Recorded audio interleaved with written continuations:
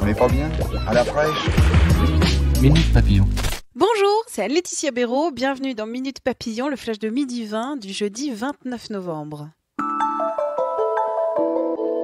Gilets jaunes, Édouard Philippe entame ce matin 2 jours de consultation à Matignon pour dessiner une grande concertation locale voulue par Emmanuel Macron en réponse à la contestation. Des porte-paroles de la délégation officielle des Gilets jaunes seront reçus demain. Les manifestants annoncent, eux, un acte 3 de la mobilisation.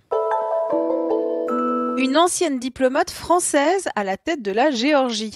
Salomé Zourabichvili, soutenue par le parti au pouvoir, a été largement élue présidente avec 59,2% des voix. Âgée de 66 ans, fille de réfugiés géorgiens installés à Paris en 1921, elle arrive en Géorgie en 2003 comme ambassadrice de France avant d'être nommée au gouvernement. Peinturlurés, tagués, dégradés, cassés. Actuellement, plus de 8 radars fixes sur 10 du département de la Dordogne seraient hors service. C'est France Bleu Périgord qui le révèle.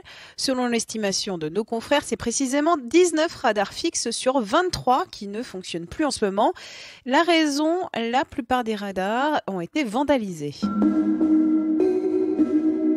La musique reggae, inscrite au patrimoine de l'UNESCO, hier, l'institution internationale a intégré les savoir-faire liés au parfum de Grasse en France.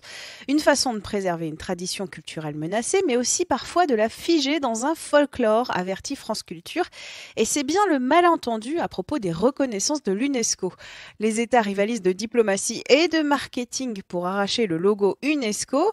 Et ils font des cultures mises en avant des arguments commerciaux pour un public globalisé. Bon appétit si vous allez déjeuner. Dans les restaurants McDonald's, des traces de sel humaine retrouvées sur tous les écrans tactiles testés dans une étude. C'est le résultat peu appétissant d'une étude britannique menée par le journal Metro et l'Université métropolitaine de Londres, repérée par le HuffPost.